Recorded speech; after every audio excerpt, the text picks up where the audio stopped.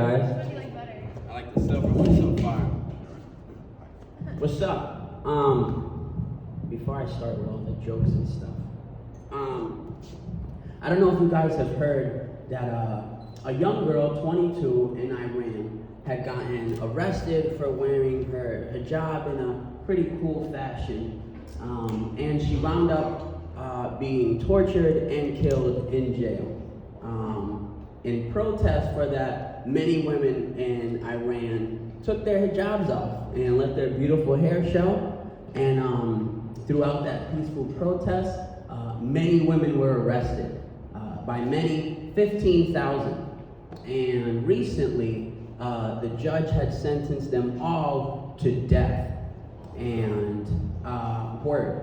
Now, some of these women were as young as very young teens, preteens, and in their religion, if you're a virgin, you kind of automatically get a ticket to heaven, which they don't want in their government.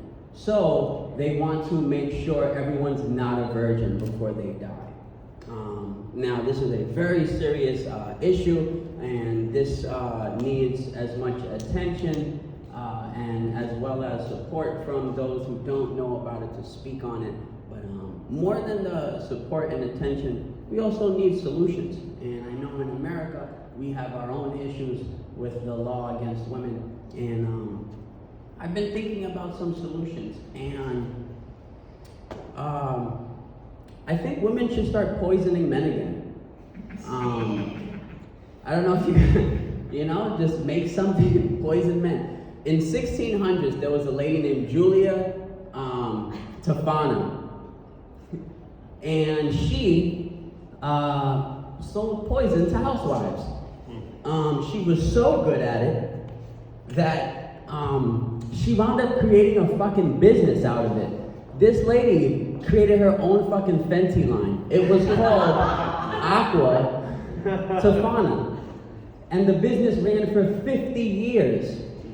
This lady killed 600 men. 1914, it's getting closer in time. In Hungary, a group of women banded together. These bitches created a gang. They called themselves angel makers. Badass, right?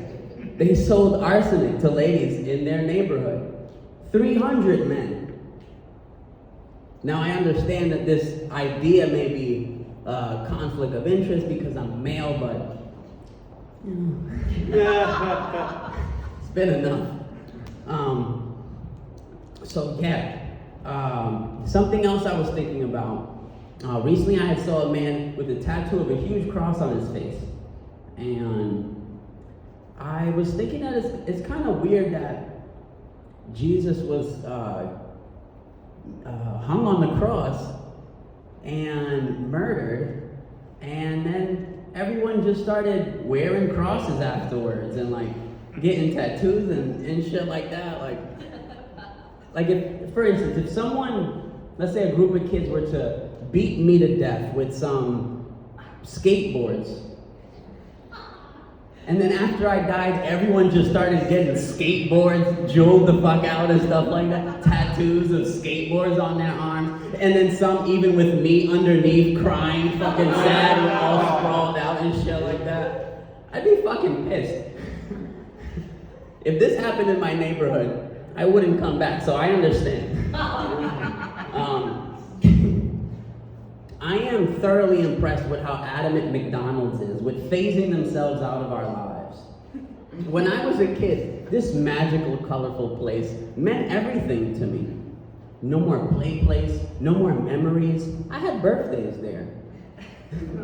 There was a time where children were choosing between fucking Disneyland and McDonald's.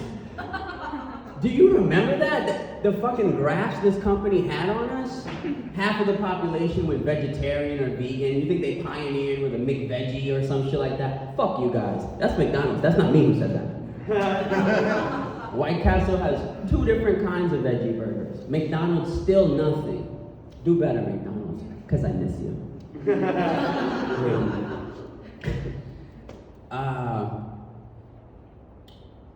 Whenever a woman tells me that dating her is like winning the lottery, I like to bring up the very serious demographic of people who commit suicide shortly after winning the lottery.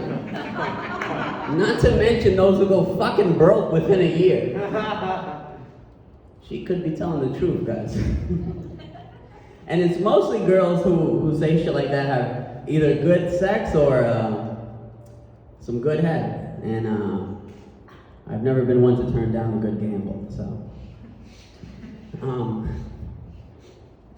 Before I leave, I want to tell you guys a story from my childhood.